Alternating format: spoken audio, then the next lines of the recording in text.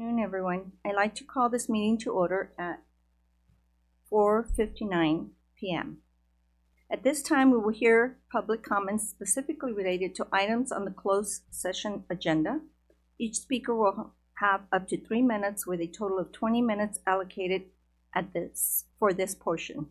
To address the governing board, a complete speaker card must have been submitted to the clerk of the board before the meeting began. Ms. Moran, do we have any speakers? Thank you. Since we do not have any speakers, we will hold a special board workshop from 5 to 5:30 in the board conference room. No action will be taken during this time. Following the workshop, we will transition into closed session at approximately 5:30. At this time, the board will adjourn into closed session at 5 o'clock to discuss personal matters.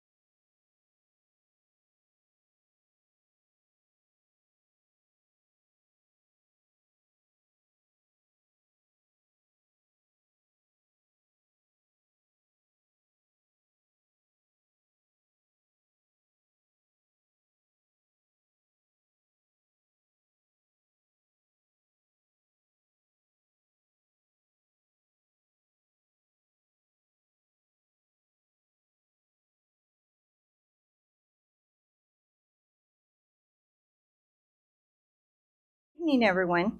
Welcome. The board has returned from closed session and it is reconvening in open session at 6:06 p.m. There was no action taken in the closed session. Tonight's flag salute and student presentation will be led by students from Live Oak Elementary. Good evening, President McBride, members of the Board of Trustees, Superintendent Hazel, and everyone here today.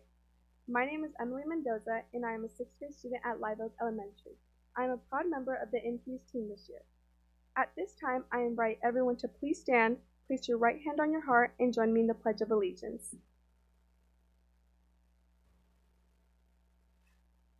Ready, begin.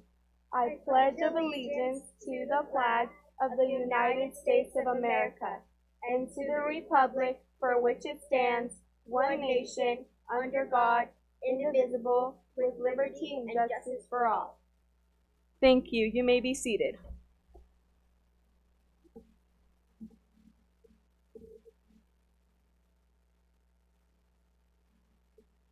We are excited to represent Live Oak this evening to highlight some of the incredible things happening at our school tonight. Tonight we'll be sharing 3 key areas: our school community, student involvement, and academic achievement. Good evening. I'm Lauren Fitzgerald, a 6th grade student at Live Oak Elementary.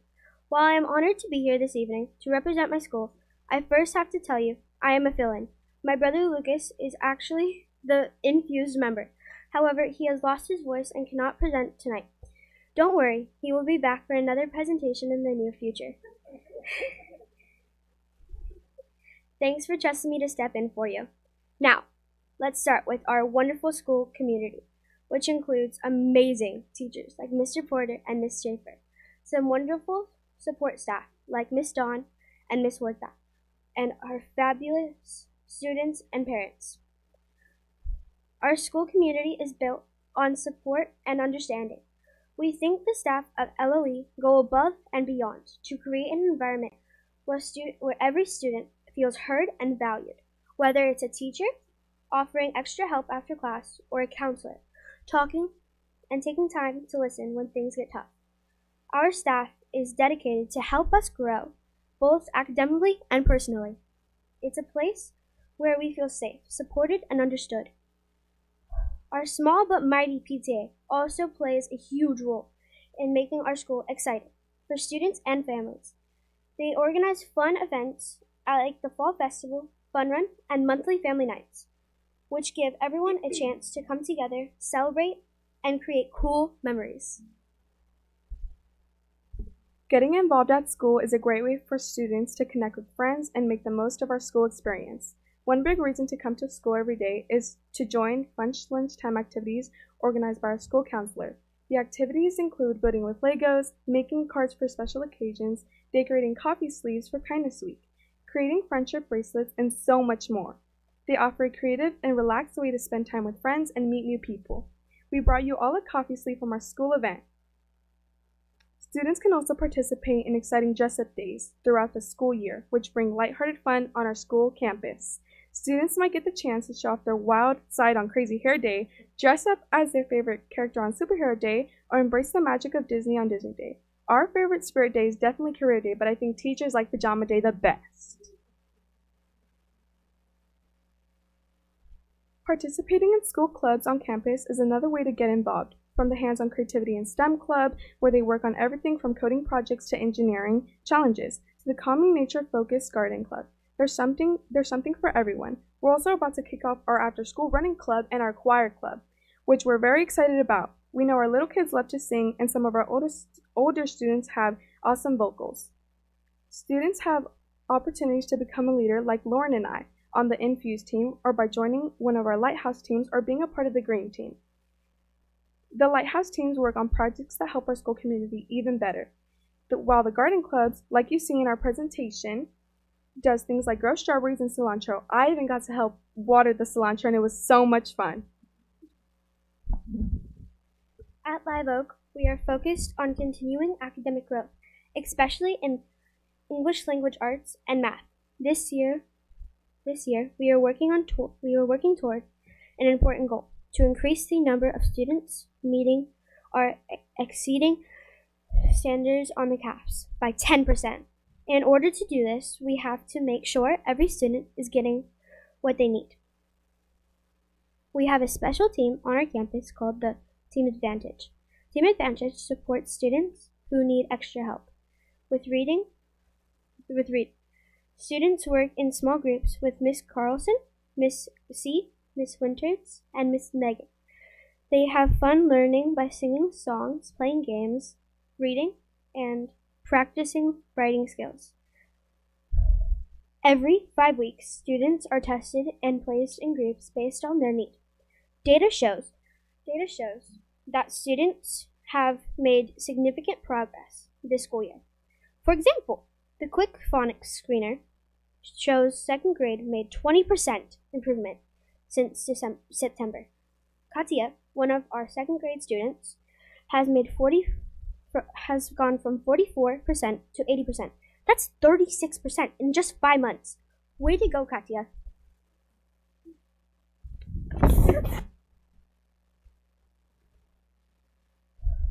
We look forward to seeing continued progress from ourselves and all of our students as we work towards the end of the school year. We will be ready to take on the next school year, next grade level. But in our case, here we come, Potter Junior High. Just like other FUESD schools, students from kinder to 6th at Live Oak are setting academic goals. In August, I met with my teacher to review my CASP and STAR test scores and set goals for the upcoming trimester. During our discussion, I was able to identify my strengths in English, language arts, and math, as well as areas where I could improve. By November, I had made progress and was focusing on reading more complex texts in English and tackling geometry and math. I am really looking forward to my next meeting in March, where I will review my most recent scores and set new goals for my final trimester at Live Oak.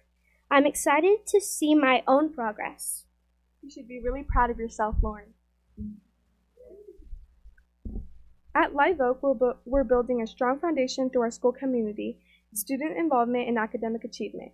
We're so thankful for the support our teachers, staff, and all of you Board of Trustees who make these opportunities possible for us.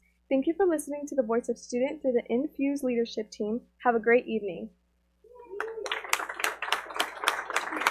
You too. Thank you.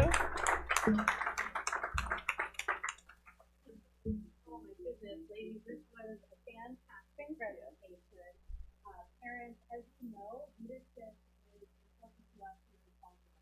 We want every child to have an opportunity to be leading as much as fun. And so we think it's important for children to come to our community with us. So thank you for being here, amazing leaders at the school, but also with the congratulations. Let's give a round of applause.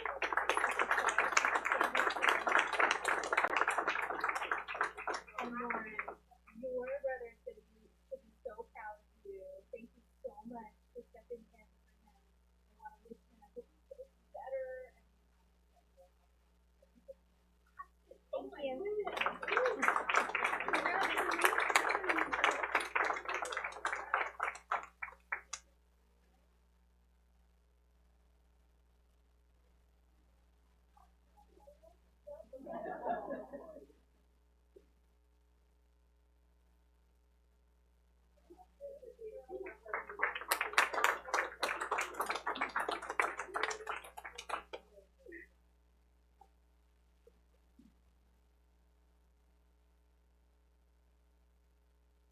Okay. It is recommended that the governing board approve the minutes of January 21st, 2025 special meeting and board study session, governance workshop. Do we have a motion? I'll motion to approve. Thank you. Do I have a second? Second. Thank you. Any comments? Okay, I will take a vote. Trustee Favela? Aye. Trustee Moran? Aye. Trustee Henson? Aye.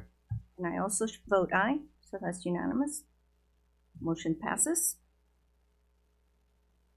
It is recommended the governing board approve the minutes of January 23rd, 2024, regular board meeting. Do I have a motion for this? Motion. Thank you. Do I have a second? Second. Thank you. Any comments? Okay, take a vote. Trustee Henson? Aye. Trustee Moran? Aye. Trustee Favela? Aye. I also vote aye, so that motion passes. Okay, now let's hear from our trustees on the board. Trustee Favela. I just want to say, in honor of Black History Month, I'd like to share a little bit of information about local pioneer in Fallbrook, who has a fascinating story. And that's Pio Pico. I always like to talk about his story. It's fascinating. His ranch is now Camp Pendleton, and the main headquarters, I think it's the general headquarters now, used to be his home, an adobe home. So I just wanted to share that. I brought in a book that's actually his own historical narrative.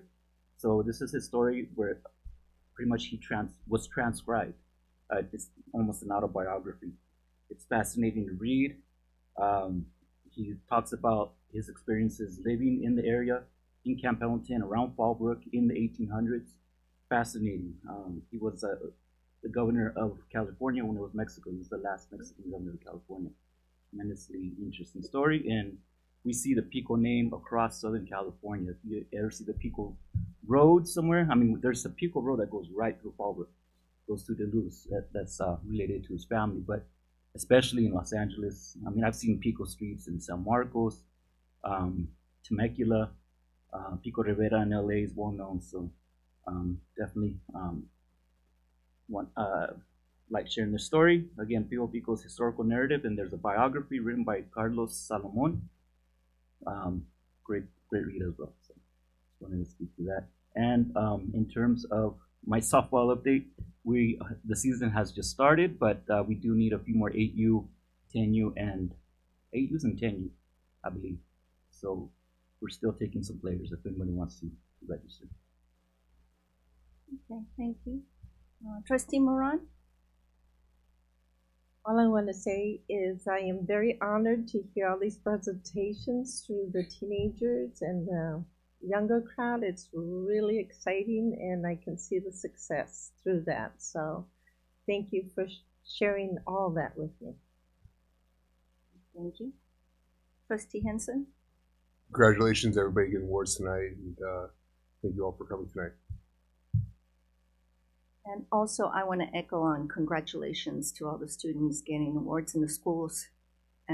It's just been a wonderful experience to continue to see our schools and our students just growing and going up and up. So, and that's all I want to share tonight.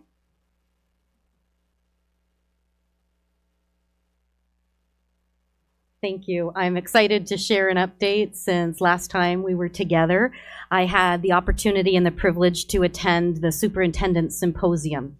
And, you know, as an educational system, we're always learning. And every person in our organization, not just our students are learning every day, but our adults are learning. And so this was my time as a superintendent to do learning. And so I had the opportunity to sit side by side with 500 other superintendents across California and hear about best practices for how superintendents lead high-performing districts.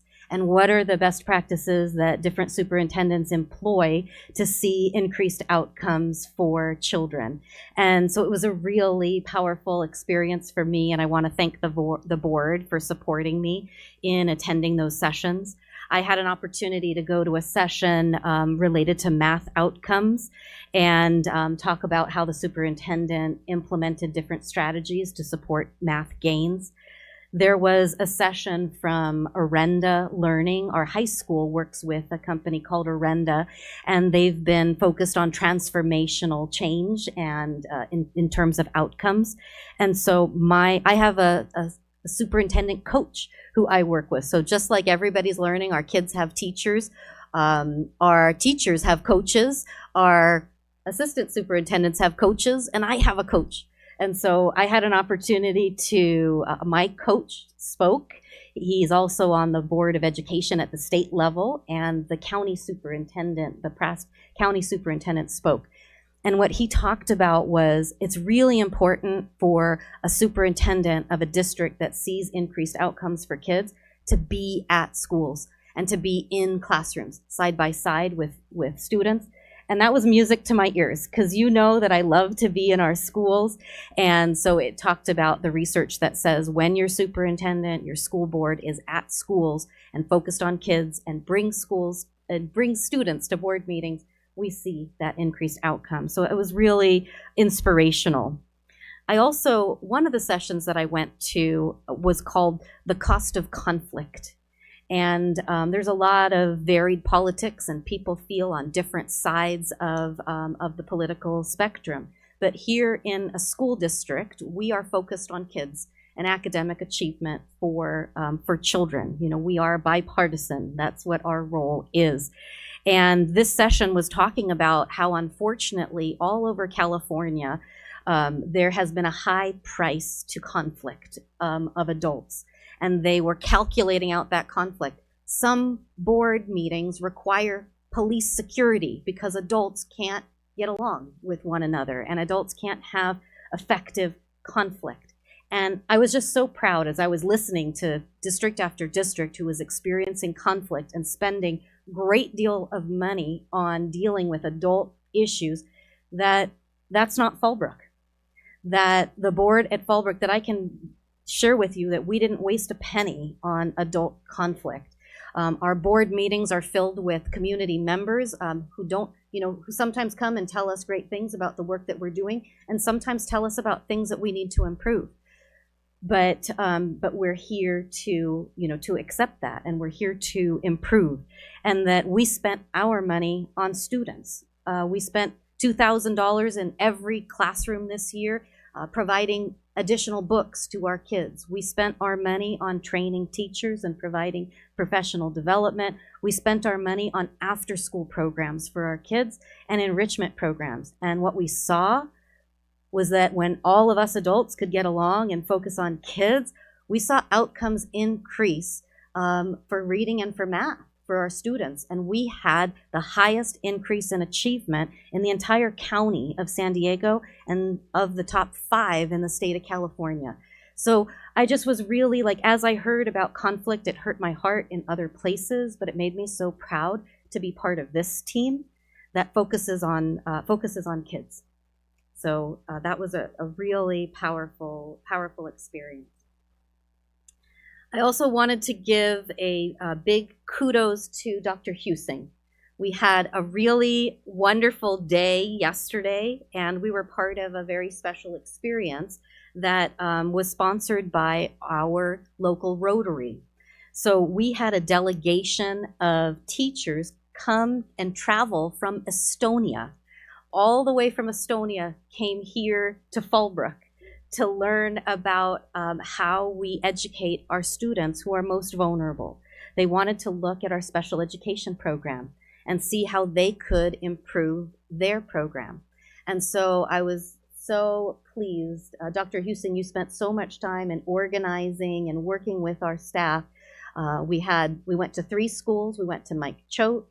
We went to Fallbrook STEM. We went to Potter Junior High. And we observed all of the different programs in our special education program, from our least restrictive, like small group tutoring, to our most restrictive full day classroom programs. And I know that our visitors from Estonia left with a lot of things that they learned about education here in Fallbrook. So that was really exciting. And quite honestly, for me, I was really excited about talking to these teachers from Estonia, because you might not know, but before I came to Fallbrook, I used to train principals and district leaders, and I worked with an organization called the National Center for Education and the Economy, and we worked with an organization called the CIEB, which is the Center for International Benchmarking. And so, you know, what's interesting nowadays is our kids are not competing for jobs with just other kids in Fallbrook or like other kids in San Diego or even other kids in Boston or across the world. They're competing for jobs for other children, other students from across the entire world. And so we need to think about, as we're designing our high class program, like we need to be thinking about what other countries are doing that have higher outcomes than us. And it happened to be that Estonia was one of the countries that I had been really studying as part of this international benchmarking, because they have among the highest literacy rates in the entire world. And so it was really interesting to me to be able to pick their brain and talk to them about hearing what education looks like in Estonia. So I said, feel free to invite us and pay for us to come to Estonia. We'd love to. We'd love to see what they do in action. And but it was a great visit, and I was just really honored. And so thank you, Dr. Husing, for organizing that. Thank you. All right, and I'm going to leave it at that tonight. Thank you. Thank you, Superintendent. Sorry, can I interrupt one more time? Sure, no, go ahead. So one of the things that we talked about, you see the students they were focused on Kindness Week, and I just wanted to give a shout out, thank you to Hope Gillum for sending me a thank you note to the district office for Kindness Week and telling me that I'm doing a good job. That was really exciting. I don't often get notes telling me I'm doing a good job. So that was awesome. And thank you, Mrs. Price's 3rd and 4th grade class from Fraser. I got this really cool sign. And I got this Valentine from Aaliyah from the Boys and Girls Club. So if they happen to be watching, thank you. It means a lot. That little bit of kindness, I have to tell you, it made my day. Thank you. Thank you, Superintendent Hazel. So we are excited to honor our students and schools for achievement in attendance, reading, and math at this time. So strong attendance is so important because it's key to learning. When students are in school consistently, they have the best chance to grow, develop, and succeed academically. That's why we're excited to recognize schools for their efforts in promoting strong attendance. This month, I'm proud to announce that La Paloma had the highest average daily attendance. Congratulations to the staff, the students, families of La Paloma Elementary for this outstanding achievement. Your commitment to being present every day sets a wonderful example.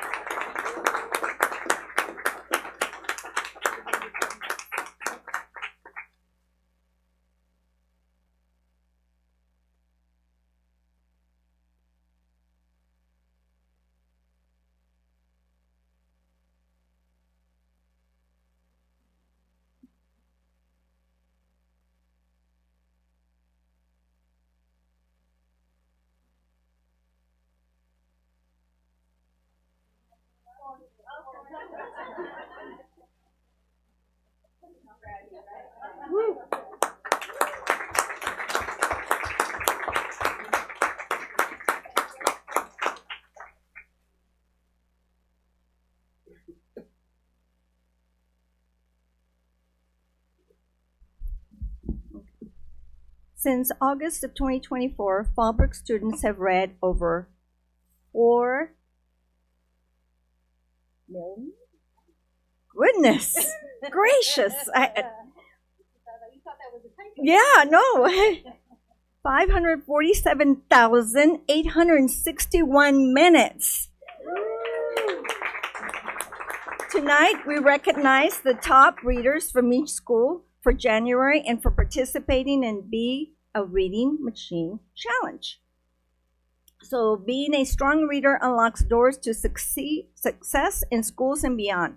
Students, we are incredibly proud of you and hope your love of reading stays with you throughout your life. This month, we recognize some of the younger readers. our top first and second grade readers in our elementary schools, and our top 7th and 8th grade readers at Potter Junior High, starting with Cannon from, yes,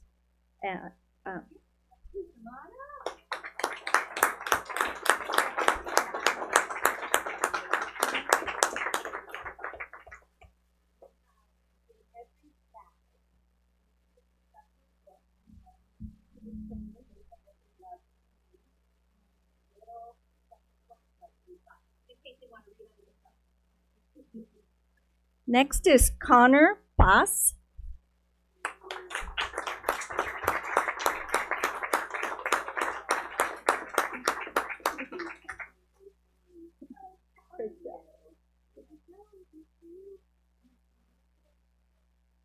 Next is Bailey Rodriguez.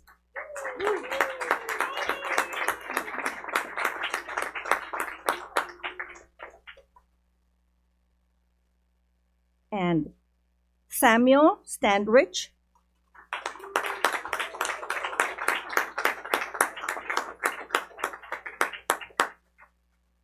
Next is Elena Hope. Is she here? Okay. Next is Samuel Fabian. Congratulations.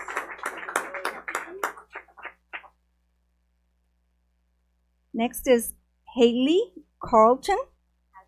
Hatley, I'm sorry. Hatley Carlton. Is she here? And last but not least is Leonardo Pisano. Congratulations, Leonardo.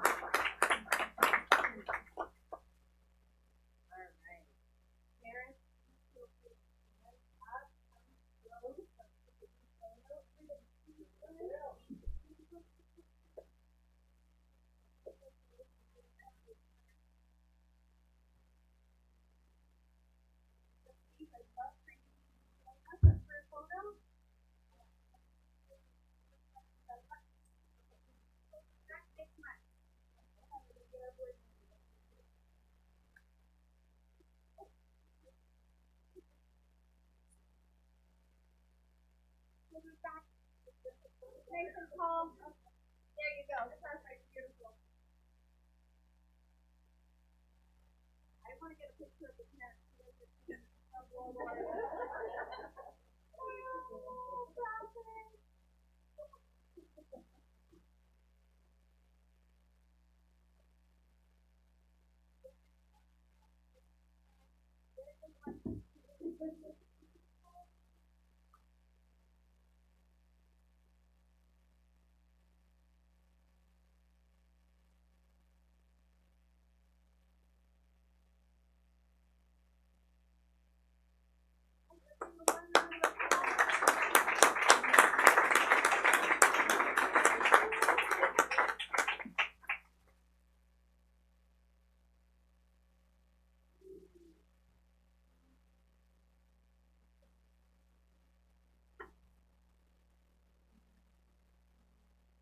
So at this time, I would also like to honor San Onofre School for having the highest participation rate across the district, with 82.93 of their students logged reading minutes.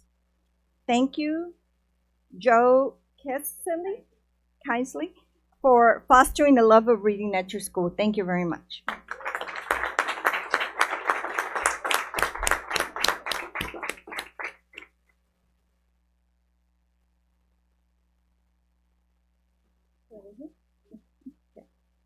So now Potter students are committed to increasing their math achievement, and the school board is excited to celebrate their hard work. Every student is dedicating 90 extra minutes per week to strengthening their math skills using IXL Math, a new interactive program that adapts to individual needs and provides immediate feedback. In less than a month, teachers are already seeing an increase in participation, confidence, and enthusiasm for math, a testament to the power of personalizing learning. This month we celebrate, do we have it? Okay, Freddy Rojas.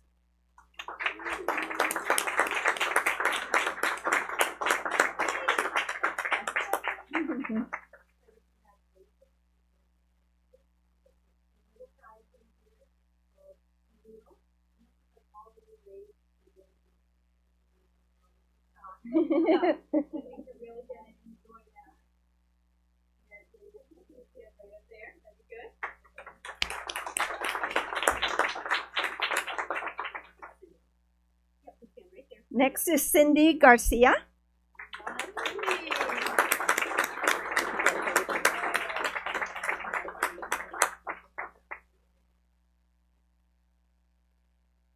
Next is Azul Maria Espinosa.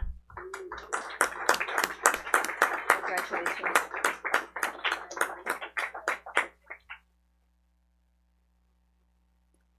Next is Kevin Sanchez.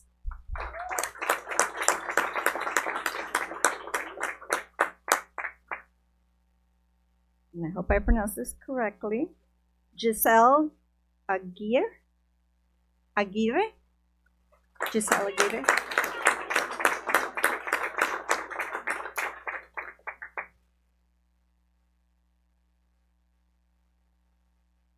Next is Aldo Ahumada.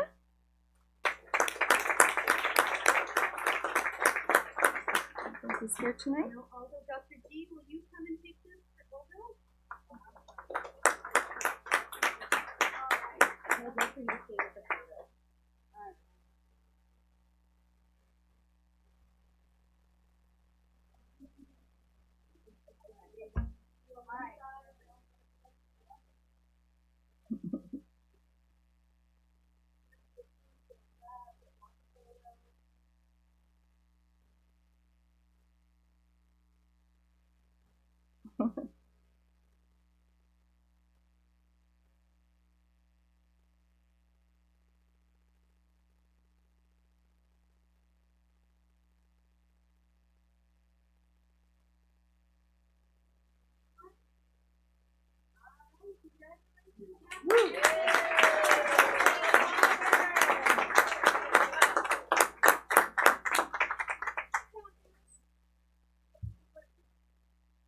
Congratulations, everyone.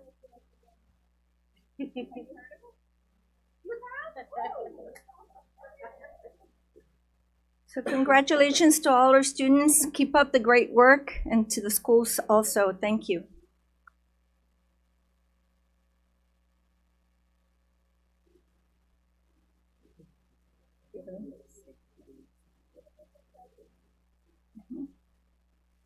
So for all the families, you're welcome to stay, but we understand it's dinner time, so if you need to take your families home to feed, feed your families, we understand. Thank you. Thank you. Yes, thank you for coming.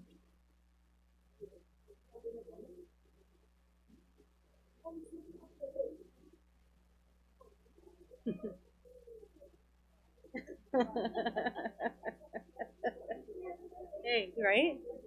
Exactly.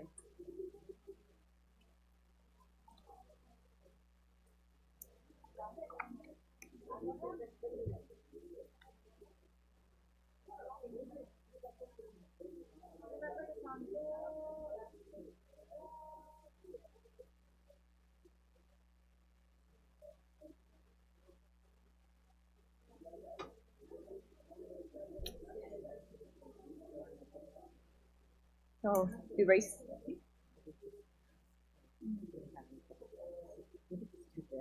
And this, yeah. Yeah. Because there's nobody. Yeah. Thank you. Yeah.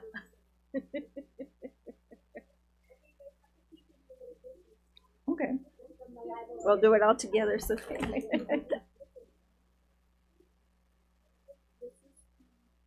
Live oak.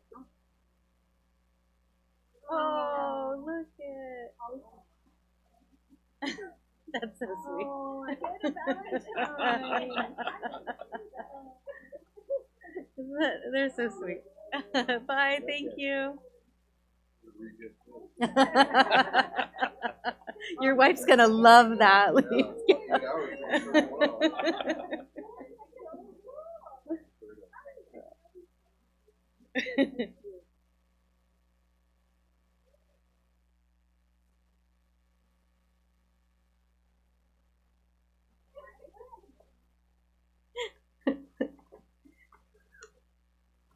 Ready? Okay. All right. So at this time, we will hear public comments related to items on the open session agenda, as well as a non-agenda matters within the board jurisdiction. Ms. Moran, do we have any speakers? No, we do not. All right. Thank you. Then if we don't have any speakers, we're going to be moving on to presentation. Assistant Superintendent of Education Services, Tabga Bustani, will present an update on the district's progress towards our LCAP goals for 2025 and 2024 and 2025 school year. Thank you. Good evening, President McBride, Board Trustees, and Superintendent Hazel. It's an honor to co-present an update on our Local Control Accountability Plan, otherwise known as LCAP, this evening. Joining me this evening is my fabulous co-presenter, Access Salmaron, a sixth grader from May Ellis Elementary. Axel has been an amazing student and role model since starting kindergarten at May Ellis. He has been an active member of the leadership team. He's also been a presenter at Leadership Day, ELAC, Coffee and Conversation, and Migrant Education. We can't wait to see what Axel will do in his life, paving the way for success in the future. And a special thank you to Axel's mom, Lupita, who is here with us, for teaching him the value and the importance of education. You are such a strong role model for Axel, and he is also walking in your footsteps as a district leader. You have served as president of ELAC and DLAC, as well as many other programs in our district and community, and for that, we are extremely grateful. That's right. He can attest to it. Also presenting with me is my partner, my right and left hand, as I call her, my colleague, and a key player of all the programs and the services we provide our students, and that's Dr. Leah Curcio, Senior Director of Educational Services, an amazing colleague that I cannot do this work without. So tonight's presentation is a mid-year check on our progress of the implementation of our LCAP. We'll be sharing key updates on our goals, actions, expenditures that we haven't highlighted this year, providing you with a broad overview of what we are doing to meet the needs of all students in Fallbrook, students like Axel and the over 5,045 students here we serve. I'm going to get that number right. So the 24-27 LCAP was designed with students at the center. It ensures that every student, regardless of background, language, ability, receives the services and supports they need and opportunities they need to thrive academically, socially, and emotionally. As you can see on this slide, our students come from different places, speak different languages, and have different stories, but they all deserve the same opportunities to succeed. That is the common denominator underneath all of this. So what is the LCAP? I'm going to give you a brief overview of what the LCAP is. It's a 3-year roadmap that outlines how our schools support student success by ensuring they receive academic, social, and emotional. We take pride in saying that we serve the needs of the whole child. We're not just about test scores. We are about achievement, but we know that in order for children to thrive academically, they need to be taken care of, socially and emotionally. And our LCAP does that. It serves the needs of the whole child. This plan guides what we want to achieve for students and the steps we take to reach those goals and how resources are allocated. We pride ourselves in putting money in the initiatives and the strategies and actions that make the most impact, and you'll see some of that this evening. Our LCAP goals are aligned with 8 state priorities to help our students succeed. These 8 priorities reflect our belief that many factors, and we know this, there are factors inside the classrooms and outside the classrooms that positively impact student success. And our LCAP is written with that in mind. You've probably seen this graphic before. We share it many times throughout the year. And it illustrates the annual cycle that we go through when developing the LCAP, but also reporting our progress to you as board trustees and to our community. The arrow shows exactly where we're at right now. We're providing you with a midpoint progress monitoring update. We are presenting data to our advisory groups, and we'll share more about that later. And we're collecting data. And the data that we collect informs the next steps and the revisions we're going to make to address the needs of our students for the following school year. So this is a cycle. It's not static. And we're getting input and feedback, and we're adjusting and refining based on our data and the needs of our students. At this mid-year point, as we speak now, we're gathering input. And as I said, the input will inform the adjustments and the revisions for the upcoming school year. We take pride in engagement and engaging our families, our communities, and getting input and to inform next steps. We are hosting LCAP forums at every school to hear directly from our families and our communities. We're engaging with parent groups to ensure their voices actually shape our priorities. And we have an amazing relationship with our union partners, and we foster and leverage that relationship in order to align our efforts and strengthen support for staff and students. So we are very big on collaboration, and we're big on engaging our partners in the LCAP. So the LCAP has built around 4 goals, and you've seen these goals before. We have an academic goal, a climate goal, an engagement goal, and an equity multiplier goal. And so our presentation this evening will follow a common structure. We're going to overview all 4 of those goals, and we'll share the actions, the expenditures, and also the impact underneath each of those 3 goals. So we'll begin with goal 1. This goal focuses on delivering rigorous standards-based instructional programs that enhances student learning and drives academic achievement. A top priority for the board is ensuring that every single student becomes a strong reader by 3rd grade. And by the data that I'm going to share with you this evening, we're not starting in 3rd grade. We're starting earlier than that. At the core of this goal is our vision of creating a culture of reading that inspires curiosity, builds confidence, and supports lifelong learning across all of our schools. You have made that your goal, and we have acted upon that goal. So how have we done that? Well, we have doubled down on reading. We are filling, and we have filled, as Superintendent Hazel mentioned, $2,000 for every teacher for books directly in the hands of students. High interest books so that every child can see themselves in the books they read. We're celebrating reading at board meetings, at school sites, in the classroom, at the school level. We're monitoring minutes read, we're setting goals with students, and we're celebrating the progress they're making. In addition, each school has a full-time intervention teacher providing in-school tutoring and targeted support during the day for students that need it the most. Students are engaged in hands-on STEAM experiences in our classrooms, led by a full-time STEAM teacher igniting their passion for STEAM, and we are so very proud of that. In addition, teachers are collaborating in professional learning communities every month. They're coming together, they're learning from one another, sharing best practices, all for the purpose of improving student outcomes.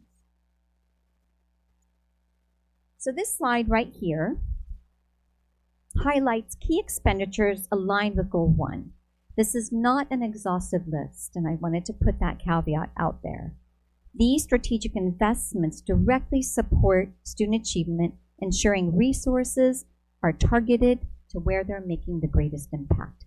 So you've heard earlier on this evening, the power of our intervention teachers and the data that you see around student progress is phenomenal. Our STEAM teachers are providing STEAM lessons every day, books in the hands of kids, and as I mentioned, our PLCs are driving student outcomes.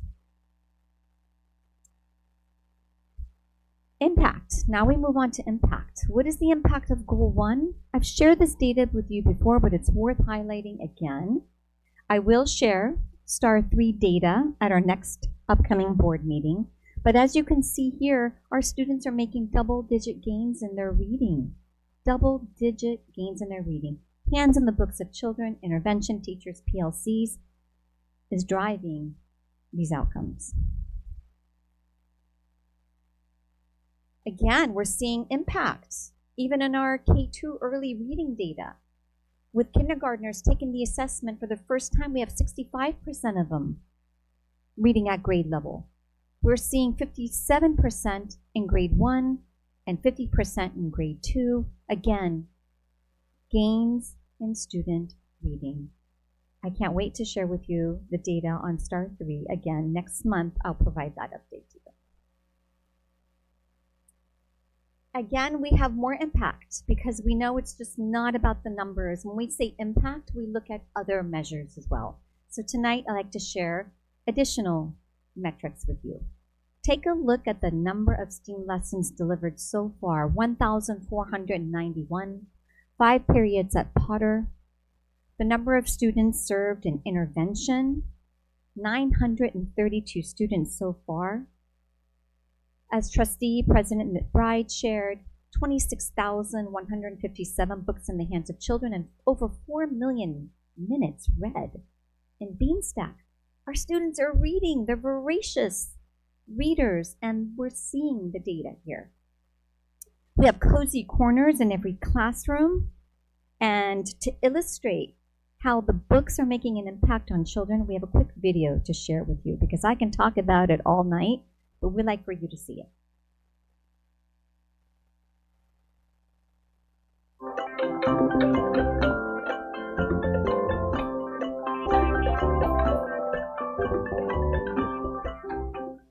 My favorite thing about the library is that they're all my favorite books.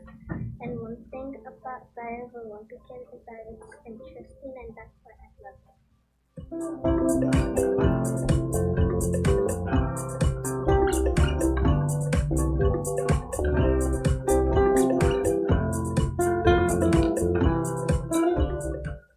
My favorite thing about the reading corner are the tools.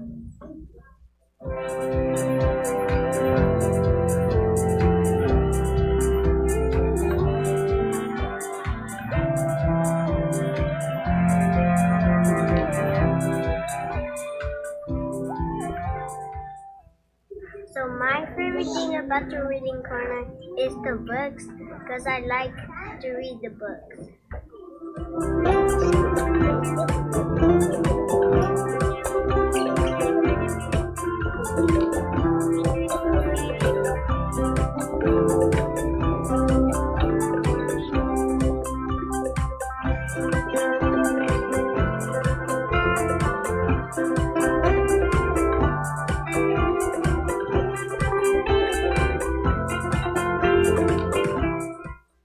My favorite thing about the reading corner is it's quiet and peaceful, and I can read any book I want.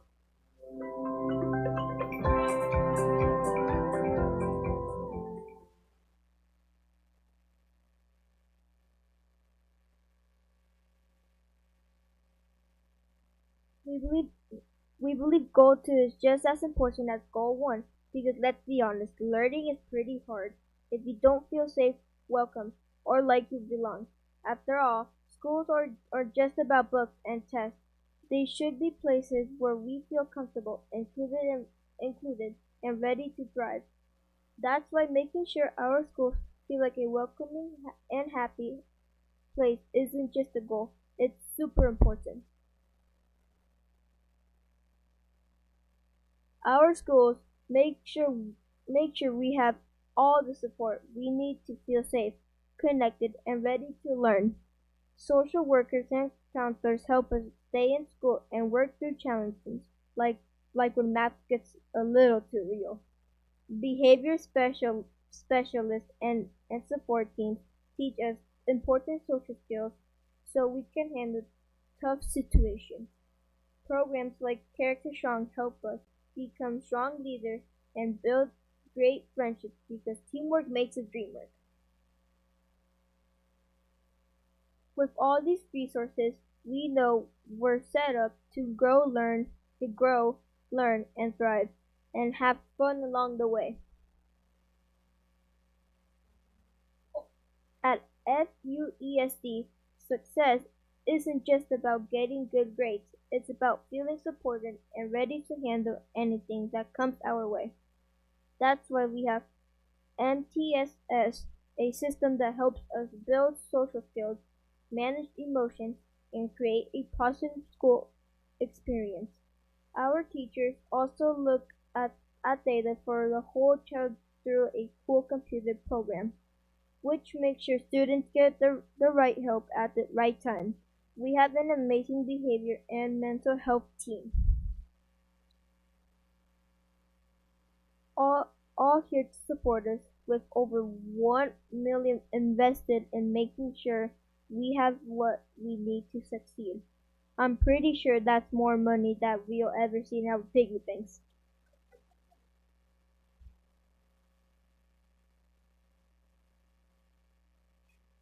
Oh my.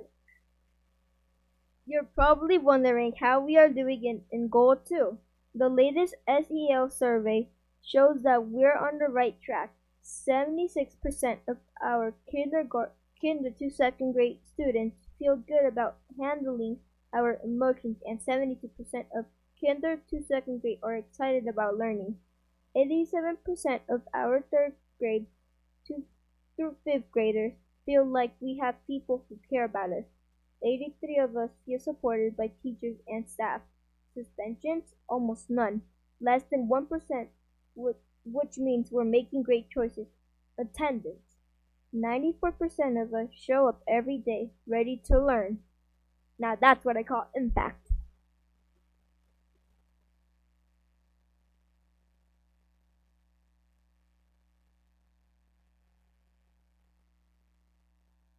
To show more impact, here's what some FUESD students are saying about being happy in school. One great way to build connections is through the Great Kindness Challenge. This year our support staff helped us, writing kind notes, helping classmates, and making our school feel like the friendliest places on earth. Okay, maybe not Disney level, but close. Check out this clip to see kindness in action right here in FUESD.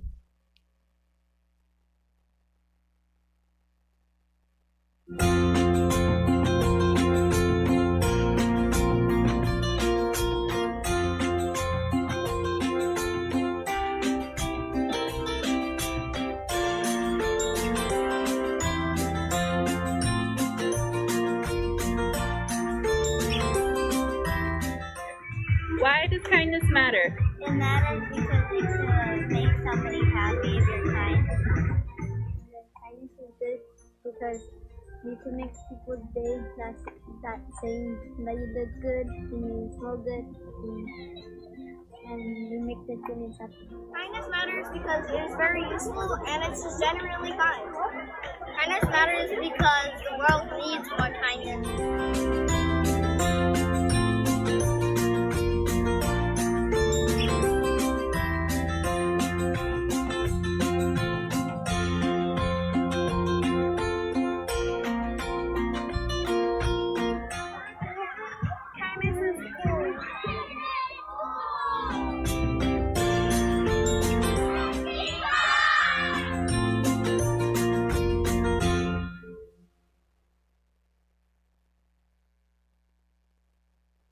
At the end of the day, school isn't just about books and tests. It's about feeling included and ready to be our best selves. I will now hand it over to Dr. Curcio.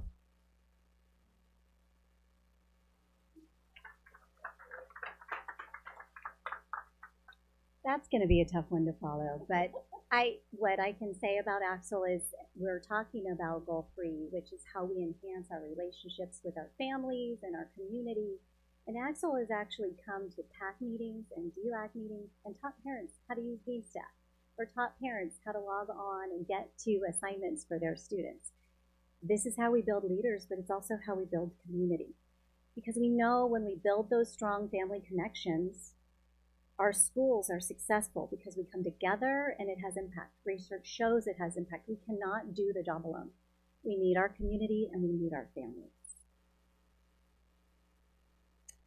So as we look at the actions in our LCAP, this isn't exhaustive, but we can see a variety of ways that our schools come together, the progress on our goals that allow our community to speak to us, participate. Our families and communities matter. This goal tells them they matter. Our participation and learning and growing with them shows us that they matter. Our parents have opportunities to learn, lead, and be a part of the school community in a variety of ways. They connect through events, open communication, and partnerships through parent committees. But we can't do this and build confident family relationships if we don't have opportunities to do so. When we look at the expenditures, it's not exhaustive costs, but what we have done is we've prioritized our community by making sure communication is open and clear, and it's always very critical. Our school sites have bilingual support assistants that provide a central point for parents, have increased bilingual access in our school offices for parents who need it, and they're a designated contact person. They build confidence, they are constantly interacting with our families, and building relationships. But they're not just a bilingual assistance for parents and communities. They also provide direct services to our students, interventions. They also help support progress monitoring for our English learners. We also invest in a district communication staff, a department that focuses on helping our district-wide communications. Yes, I know you get a lot of phone calls and text messages and flyers, but the more we communicate, the less likely you are to have an opportunity to miss out on something really outstanding that we're doing and that our students are doing. And so, yes, we have social media, websites, all calls. So when we look at the impact on that, you'll see, yes, there's a lot of different ways we engage with our families. We call it coffee and conversations, but not at every site they call it that. Sometimes it's pizza with the principal, but really it is our assistant principals and our principals having an opportunity to have sit-downs in more of an open dialogue rather than a committee meeting or a plan, but to come in and learn about their schools and have those opportunities. So far this year, we've hosted 20 of those across our districts, uniquely many at different school sites. We also have committees where our parents actually have voice and they are part of the decision-making process. As Axel spoke today and Mrs. Bustani had mentioned, we have parents like Lupita, who is the president of our committees, who bring parents' voice to the table, share ideas, talk about concerns, and how we can work together to serve our community. And so, again, we have PTAs, parent-teacher associations, or organizations, depending on the school you're at, all giving a variety of voice to the varying types of students and families that we have, whether they're bilingual meetings, they're Spanish-speaking meetings, or just a time to come together and learn. We offer many family community learning events, literacy nights, cyber awareness nights, STEAM nights, science nights. This year so far we're at 21, and we're only halfway through the year, and we're going to keep doing it. And then that last piece is all of our communication strategies. We could not do that without Mr. Perez and that department. You can see we have district social media posts that we count, visits to our website. And I know people think, well, websites are stagnant, but that is oftentimes the first place I go to find information or phone numbers or departments. And if you see, look at how many times it's viewed, it's a lot. And again, website traffic at 89%, they're being used, and so they need to be continuously updated. And that isn't counts on all the calls we send and the flyers we post and the text messages that we have. But all of these things just underscore the importance of communication and our family and parent-community relationships.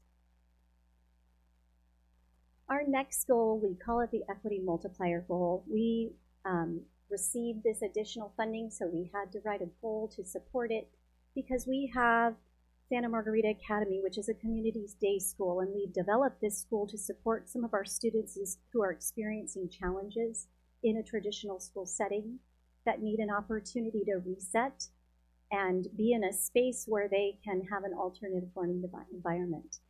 And so it's called an equity multiplier because this school has students with 100% need. So we did receive additional funds for that. And the goal funding is focused on providing supports and opportunities for our students to achieve and change so that they can re-enter our schools when they're ready and take the time that they need to get themselves back on track. So when we look at the actions for this school, when we talk about student engagement here, we're talking about finding ways to get them interested in being in school. They are allowed to, they have community service opportunities, they have smaller group learning experiences, and we're changing their outcomes in a positive way by offering them this. We talk about a lot of comprehensive supports. They have access to social workers, a program assistant, but one of the greatest kind of pillars of this program when we talk about comprehensive supports is that they are getting STEM experiences, career experiences, community service learning experiences. Sometimes to get ourselves back on track, we have to experience what it is to give and help others because it makes us feel good about ourselves. So this so far is where we are at our midpoint with some of the services that we're providing. But again, as Ms. Bustani shared, our presentation is about what we can share with you today. It isn't as exhaustive as it's going to be for you when we come back, when you see us again. You will get every expenditure and every update on every goal because it's important that we have these progress monitoring checkpoints as we move forward with the LCAP so that we can use it to make decisions about what do we need to change, what needs to be better, because we are in continuous improvement. So I want to invite all of you, our community, those of you that are watching. Oh, I was so excited to invite you to participate in our surveys that I didn't celebrate that our students at Santa Margarita who are having struggles coming to school, their ADA as of today is around 91%. And they're a glowing group of students, so we kind of survey them when they come into the program about the perception and what they believe about themselves and why they're there. And then we ask them before they leave, did it have an impact? Because it's different students every year. And 80% of our students right now feel like they are doing better now than they were at their last school. And when they're confident enough and they are ready, we want them to be able to go back and be successful. And so this testimonial, I just want you to take a minute to read it because it really does speak to the uniqueness and the impact of the program.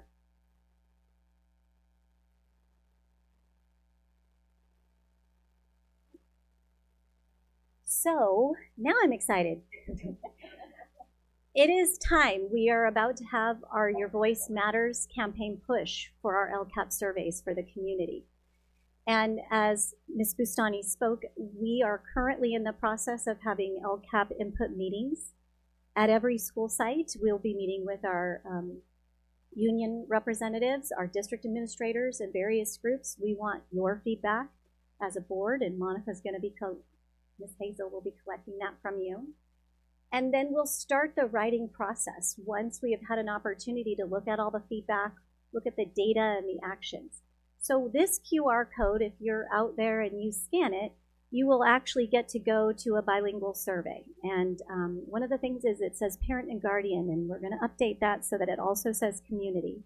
If you're a community member or board member or you're not attached to a specific school, you can pick any school you want because there's an option to say you don't have a specific school, you just want to give your feedback.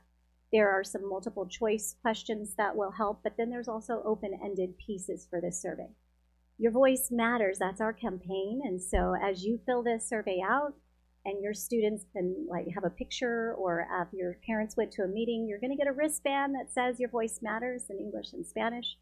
And this is our campaign. So the survey is open now, so you could rush home and do it tonight. If you're online, you can do it right now. But also you can do it at your school sites. If you go to the Fraser meeting, it'll be available there. And we're just asking, this is just another form, besides live in-person feedback and input, and taking our LCAP input to our district committees and all of our various specialized committees. We want to hear from anyone who wants to tell us so that we can incorporate it into our next piece of writing. So let me pass it back to you to close it out. Special thank you to Dr. Curcio and to our amazing co-presenter, Axel Salmaron. You were fantastic this evening. We also want to extend our heartfelt gratitude to the board trustees for having the hope and the faith and the confidence in our team and delivering on the promise of public education. That's what our LCAP is here for, and we will continue to provide you with ongoing updates on the impact on the services we provide our students. You've been instrumental in shaping this plan that truly reflects the needs and the aspirations of our community here in Fallbrook. So with that being said, we'd like to open it up for comments. Oh, I love this quote, by the way. Comments and questions. I had a question on there. I saw family learning night, if I remember that. Can you flesh that out a little bit? Sure. So this year, for example, we have nights like a literacy night. We had a math night where our parents and their children come and they do make it and take it math games so that we could teach parents how to support with mathematics or literacy if it's a literacy night at home, things that they can do that are simple where they can do it as a family. So it's a lot of fun. So it's like teaching in a very fun way. They don't even know they're learning. Our schools also host those. So we've had science nights, cybersecurity nights, and even just technology nights where we log in and we show them this is how you can do Freckle, or this is how you can do IXL or Beanstack, or for parents, this is how you can log on the parent portal and check their grades if they're in middle school. So we try to combine a night where you can bring your kids and you don't have to worry about that, but have these learning experiences that are fun and you can take away. We know that parents are teachers too. And so we want to give them opportunities to learn how to do it, but in a fun way, because we also know sometimes we need a break. So this is how we do it. Thank you for sharing all this information. I know how important the LCAP is for shaping direction of our schools, budget as well. I think it's one of those moments that parents definitely, when their voice is most impactful. I can't stress enough how important it is to get parents to attend these LCAP nights. I know as a board, we've attended previous LCAPs. It's good for us to see this process, how it unfolds at each school. There was a question where, where does parent involvement factor into the direction of the school? And this is it. This is the LCAP process. That's how significant it is. And definitely want to encourage folks to attend. So we'll get the dates for the upcoming. I will make sure that Mrs. Hazel has all the school dates and any of the other community dates that are coming up. You're welcome to attend. They are open to the public. And then I just want to say, Axel, yeah, math is too real. It can get too real. Oh my God, my 8th grader had questions on a math problem and we could not figure it out. Something to do with subtracting exponents over in fractions. Oh my God, I could not. But luckily, the next day, her teacher helped her. She figured it out, so yeah. Photo math. Child's in calculus. Can't help. Photo math. We do have a couple of questions. In these special meetings, do students help other students out in regards to, one might know more than the other during these meetings? during the meetings here? Thank you for the question, by the way. Yeah. Are you referring to the meetings this evening, or you're referring to meetings at Like the school? ones that you have, the PTO, Oh. are the children are. So oftentimes, like our PTO and PTA meetings, they're hosted at different times of the day. Sometimes they're during the school day. So students don't, unless some of our PTOs have student representatives that go to the meetings, but those are typically parent only. Our schools do offer childcare for parents that have littles that aren't quite ready to be in school. But when we do have night meetings, like DLAC meetings and PAC meetings and things like that, like our parents who come to migrant PAC meetings, while the parents are with me and Mrs. Hazel, the students are actually having teachers that are giving them extra tutoring classes at night. So we have a lot of variety of ways that sometimes we just want the parents so that they can have voice and they don't have to worry about that. And we're trying to get their input in a different way. So we plan things for the students if it's in the evening, or we provide childcare. And then sometimes we also offer meetings during the day. You have to have that variety of time so that you can capture as many parents when they are available. That's the key, is knowing different times of day will give us different groups of parents. I think one of the things I was hearing too is in your question might have been, do students have an opportunity to provide feedback on the LCAP? So I did want you to know that our infused students, we do have a student group, a leadership group, and two of the students that were here today were on that group. And so we have representatives from every school that are on that infused committee. And so we do ask our infused students, and Dr. Husing does that, where she'll bring the LCAP survey to the students as representatives to be able to provide feedback on their academic experience as well. Okay. And Dr. Husing has used that group to actually push out a student LCAP survey to all of our students in 4th through 8th grade.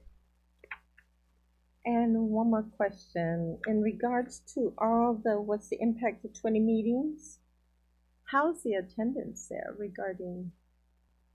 We have parents that sign in every time. I think it depends on the committee or the meeting type. If it's a family night, we get hundreds of parents sometimes. I've had Spanish family nights with 60 parents that come, or our schools have had 200 parents that come. It just depends on the night. Our district DLAC meetings, I like to call them mine because it's one of my favorite groups to work with. We actually have 2 school representatives that represent all the schools on a district committee. So it's going to be the same 18 people because they are the voice representing the schools. So it varies. But I actually am always very excited at the number of parents who come out, even in the rain. Yeah, that's what I was going to ask you. Do you feel it to be successful? Yeah. And there are some times when I think, okay, what could we have done differently? Because only 25 parents showed up.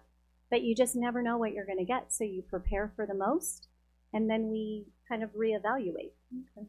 Thank you. And you did great. Oh, thank you. Didn't he do good? One of the other things as we were talking about getting parents to these LCAP meetings, because sometimes just the draw of an LCAP meeting is not that exciting for parents. And so I know I'm a mom of 4 kids, and so if my child is singing or dancing or there's some artwork to look at, I'll be there.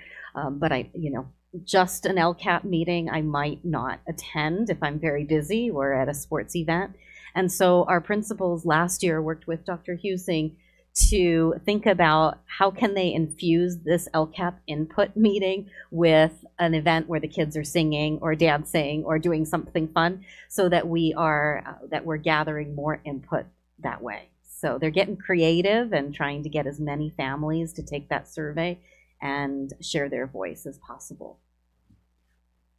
I'm glad you said that because from previous sessions that we've attended in years before, we saw some schools have lower attendance from parents than others, and just from observing this process, I recommend that parents look at the progress reports that they get from their teachers, because the question is, what can our schools do to improve? Well, it's in our progress reports. There it is, right there.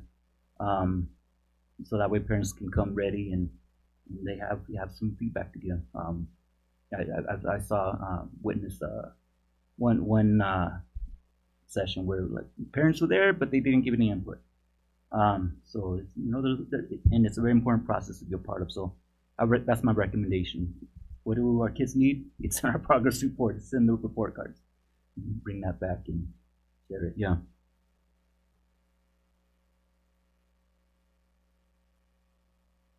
Thank you very much. Thank you so much for your feedback and comments. We do want to recognize our amazing co-presenter this evening. So we have a very special award for Mr. Axel Salmeron, our scholar and fabulous co-presenter. Yes.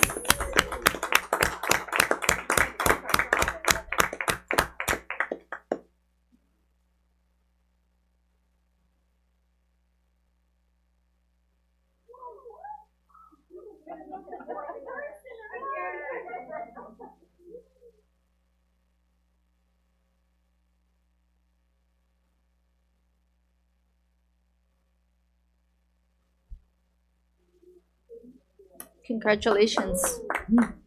Congratulations, Mom.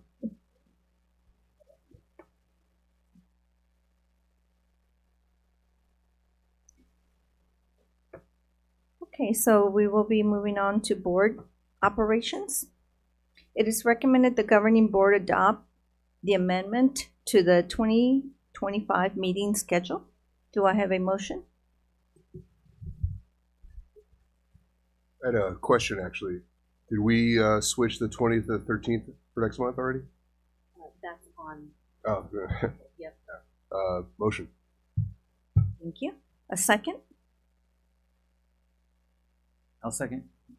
Okay, thank you. Any comments? Okay, call for the vote. Trustee Henson? Aye. Trustee Moran? Aye. Trustee Favela? Aye. And I also vote aye, so the motion passes. Moving on to, it is recommended that the governing board approve the board policy 5145.13, response to immigration enforcement. Do I have a motion A motion to approve. and a second? I second. Any comments? Just want to appreciate our board and Superintendent Hazel for moving this forward as quickly as possible. It's very important that we provide trusted and accurate information to our communities in this moment. So thank you. Okay. Thank you. I will call for the vote. Trustee Favela? Aye. Trustee Moran? Aye. Trustee Hansen? Aye. And I also vote aye, so the motion passes. So we move on to. Okay, so tonight we have several policies for first reading. BP 3220, claims and actions against the district. BP 3515, sex offender notification. BP 5113.1, chronic absence and truancy. BB 9240, board training. BB 9270, conflict of interest. These policies will be reviewed and brought back for discussion and approval at the next board meeting. Next on their agenda is an action item regarding the appointment of 2 trustees to the Facilities Masters Plan Committee. The Facilities Masters Plan Committee plays a vital role in guiding the district's long-term facility planning and improvement efforts. To ensure board representation and oversight, we need to appoint 2 trustees to serve on this committee. Before we open the floor for nominations, I'd like to go over the nomination and voting process. Any board member may make a nomination, including self-nominations. Nominations do not require a second. We will first gather all nominations, then each board member will vote for up to 2 candidates simultaneously. The 2 nominees with the highest number of votes will be appointed. If only 2 members are nominated, we will proceed with a simple yes or no vote. In the event of a tie for the second seat, a runoff vote will be conducted. At this time, I would like to open the floor for nominations for the 2 trustee seats on the Facilities Master Plan Committee. I nominate myself. Okay, thank you. I would like to nominate Frank Golbeck. I was very passionate about this matter.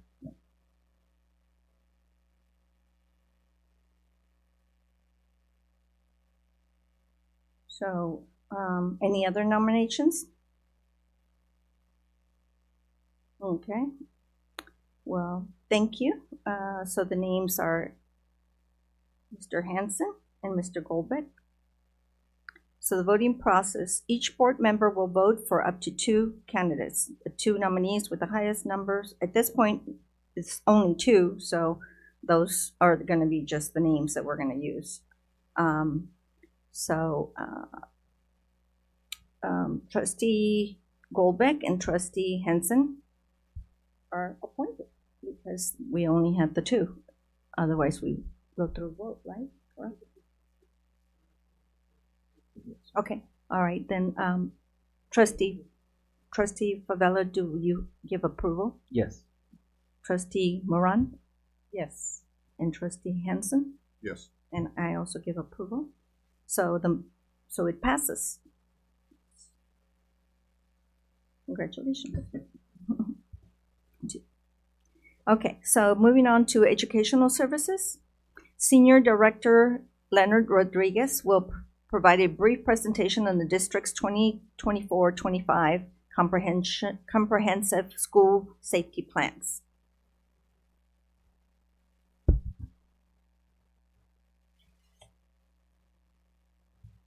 All right, thank you. Good evening, President McBride, members of the board and cabinet, Mrs. Kiesel. Thank you for the opportunity to present briefly on our comprehensive school safety plan requirements.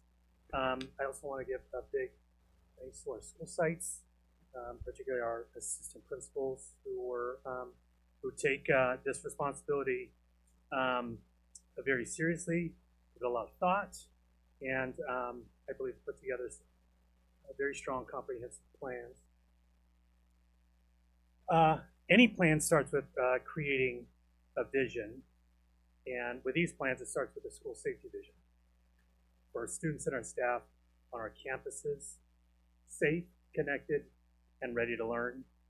Safe, feeling physically and emotionally safe. Like Mrs. Bastani said, if they don't feel safe, they're not going to thrive academically.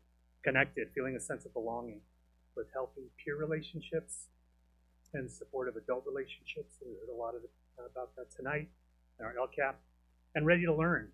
Our schools having appropriate systems, protocols, expectations to allow for safe and efficient school operations. We put together our school safety plans because it's outlined in our California Education Code. And those requirements are that all public school districts operating any schools serving grades kindergarten through 12 write a comprehensive safety school plan. We conduct assessments of the current status of our schools, and that assessment comes in many forms. We collect lots of data. As you can tell by now, we do lots of data here. Not only academic data, social emotional data, but also safety data. We look at behavior referrals. We look at attendance rates, measuring student engagement. We look at suspension, expulsion data. We look at California Healthy Kids survey data. That's perception survey on how students feel about the school climate. We look at our LCAP plan. We also look at crime reports, property damage, theft, vandalism, and evaluation of our safety drills. The plan must include strategies aimed at prevention and education about potential incidents involving crime and violence on school campuses, and addresses a minimum of the following 10 elements. And you'll see those in the plan. Many of these are our policies, our board policies, education code, child abuse reporting, what to do in the event of any suspected child abuse, emergency disaster preparedness, I highlight that because that is our game plan. What do we do in the event of an emergency or a crisis? You don't have access to those in your in those plans. They're not up for public review, but if you would like to view those at those school campuses, we have those here in the district office for your review. Again, what are we doing in the event of an earthquake, fire, intruder, bees even, and so forth. That section B also designates specific duties for teachers and staff. Right? Again, in the event of an emergency, who is doing sweep and rescue, who is handling first aid, who is monitoring the parking lot, things like that, who's checking the gas and electricity, listing contact numbers for staff and emergency services. And this section, section B, is provided to our local law enforcement and fire departments for information and for their review. And so they are co-partners with us on that. Section C, you'll see, again, just policies on school suspension or expulsion, procedures to notify teachers of dangerous pupils. Those are suspensions. That's a requirement every year that we notify teachers if they have, against students within the last 3 years that they've been suspended. Very strong policies, very detailed policies on discrimination, harassment, intimidation, and bullying.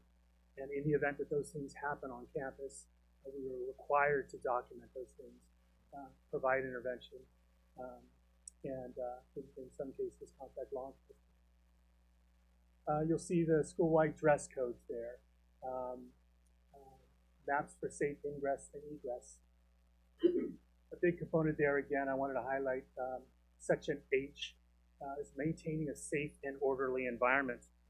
Those are school goals.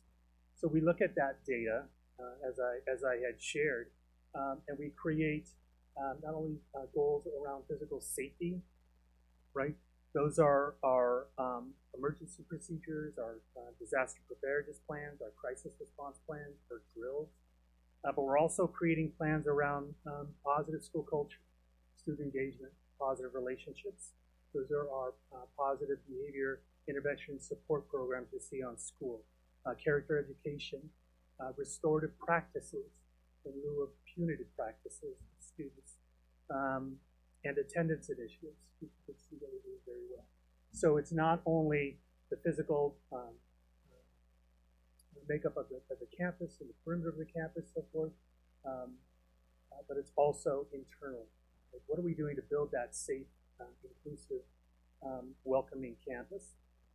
And I will tell you, been doing this for safety a long time, and I'm fortunate to attend and hear from experts in the field, and they will tell you if you're going to spend $1 million, spend 900 and whatever that $1,000 on building relationships with your kids, right?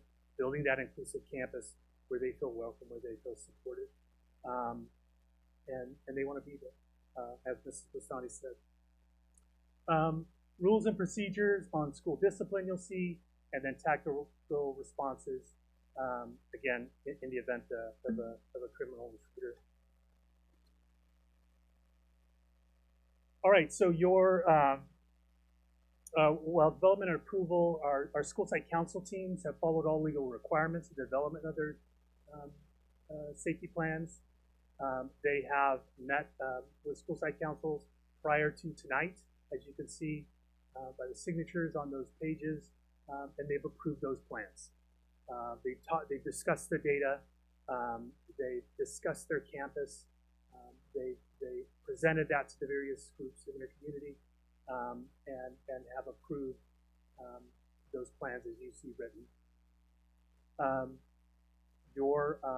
We're asking the governing board tonight to review those same plans to ensure that we complied with state law, board policy, and administrative regulations, as I've described, and adopt those plans into the Fallbrook Elementary School District.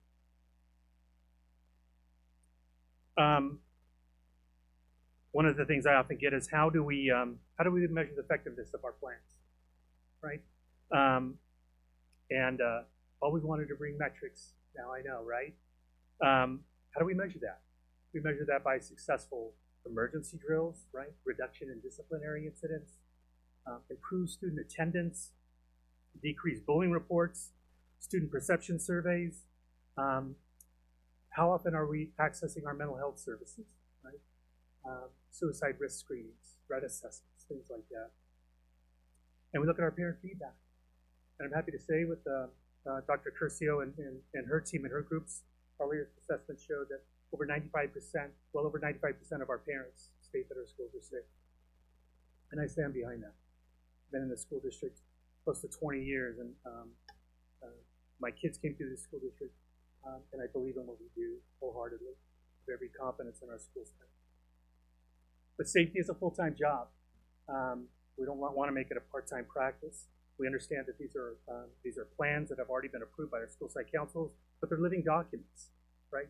Things come up, things constantly happen, things change. I was sharing that you see goals there, as I've described. Superintendent Hazel took a big charge with our wildfires recently, works very closely with Chief McReynolds here in town. So we've developed some new protocols, some new district protocols with Dr. Husing. Those are things that we are talking about with our school sites that don't be surprised if those are goals that you see in next year's plans. So thank you for that.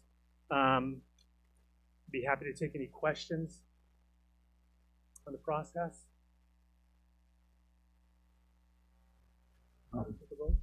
I just want to thank you for the presentation. Just wanted to mention that the school site councils are part of developing these plans for each school, right? Yes, yes, sir. So that's school site councils are where there's teachers, principal, parents, and staff get together, and this is one of the major plans that they put together throughout the year. They also oversee quite a few other things, but interesting to see how this goes up through the process before it even gets to us. So. Absolutely. Yeah. Lots of eyes on this plan. As you said, Mr. Favela, half school staff, half parent community, half the school site counselors. I do want to thank too Mrs. Ariano and our Ed Services team, Mrs. Silicon, Mrs. Dutcher, Calderon, for really putting a lot of time into these plans as well. Really good support to me in our school.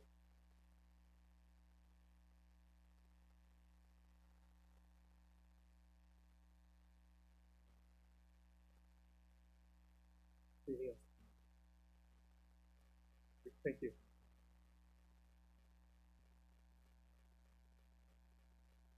Okay, thank you for that report, Mr. Rodriguez. So it is recommended the governing board adopt the comprehensive school safety plans for the 24-25 school year for the following school sites: Fallbrook STEM Academy, La Paloma Elementary, Live Oak Elementary, Mayales Elementary, Mary Faye Pendleton Elementary, Potter Junior High, San Onofre School, and William H. Frazier Elementary. Do we have a motion? Motion. Second, please. I second. Thank you. Any comments? Okay, I will take a vote. Mr. Henson? Aye. Trustee Moran? Aye. Mr. Favela? Aye. Okay, and I also vote aye, so the motion passes. Action adoption of 25-26 Mike Chote Center for Early Childhood Development instructional calendar. It is recommended the governing board adopt the Mike Chote Center for Early Childhood Development instructional calendar for 25-26 school year. Do I have a motion? A motion to approve. Thank you. A second? I second. Thank you. Any comments? I think it's interesting to see how their school year starts in July, right? The calendar starts in July and it runs to June. Okay, thank you. So I will call for a vote. Mr. Favela? Aye. Trustee Moran? Aye. Trustee Henson? Aye. And I also vote aye, so that will pass. That passes. It is recommended the governing board approve the consent agenda as presented. Do I have a motion? I'll motion to approve. Thank you. A second? I second. Thank you. Any comments? Okay, I will call for the vote. Trustee Favela? Aye. Trustee Moran? Aye. Trustee Hansen? Aye. And I also vote aye, so that passes. Motion passes. And with that, this concludes our meeting, and this meeting is now adjourned at 7:40.